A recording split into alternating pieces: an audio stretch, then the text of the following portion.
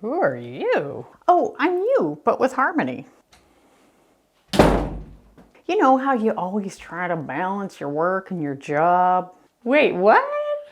You're balance and I'm harmony. That's crazy. Balance is like so important in like everybody's life, and I have like a ton of balance, so I don't know what you're talking about. Your shirt's wrinkled. Sit down, dear friend. Let me explain why harmony works so much better than balance. So the first thing is balance is kind of a farce because usually you need 2 things for balance. So for me, there are actually 5 things that I consider important in life: career/finance or business, physical health, family and friends, spiritual mind, and greater mission in life. Greater mission? What are you talking about? Yeah, so for me, my greater mission is empowering women with ADHD so that they can focus, clarify their goals and gifts to achieve their highest potential so they can change the world. Now, if you think of balance as a scale or a table, it's really hard to balance 5 things. Right. So balance is kind of indicating that there's really just work and home. Meanwhile, there's so much more. The second thing is not everything needs the same attention.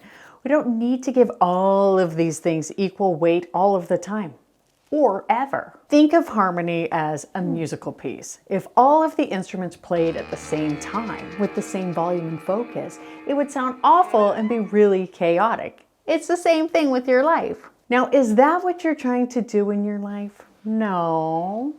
Looks like it is. Instead, when things are working really well, there's usually just 1, sometimes 2 instruments playing a little louder. The lead instruments, if you will.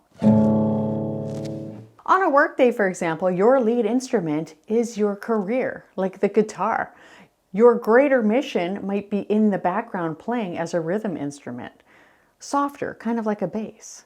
But later in the day, when work is done, you might work on your mission. Like Flea's bass solo from the Red Hot Chili Peppers? Exactly. Okay, so basically you can only do 1 thing at a time.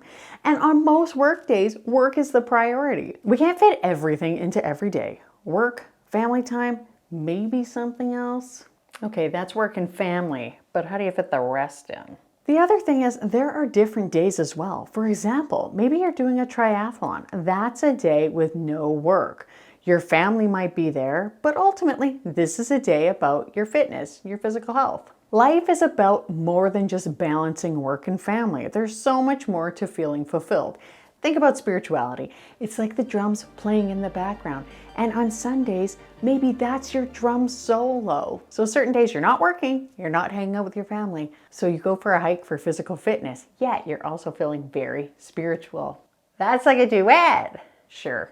The third thing is sometimes attention needs to shift during different seasons in life.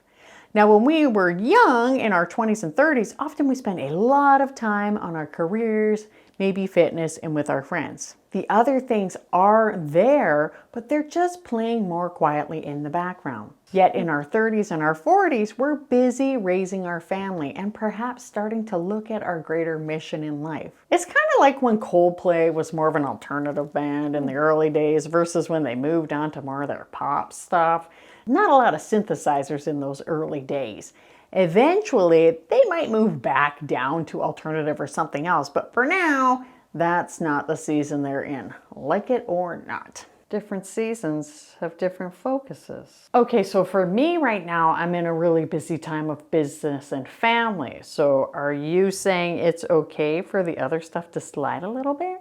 For sure. And the thing is, you don't ever really balance. It's a total myth. It's all about harmony. Work days are mostly for work. Just keep work out of the non-work days. What if work is exhausting for me and I'm not exactly fulfilled? One of the biggest things is doing what you love and what lights you up. Now, if you have ADHD or other focus problems, you should watch this video right here because it explains why you are such an asset to your work or your business, and maybe you might want to make a big change. Thank you so much for watching. I'll see you next time. Bye.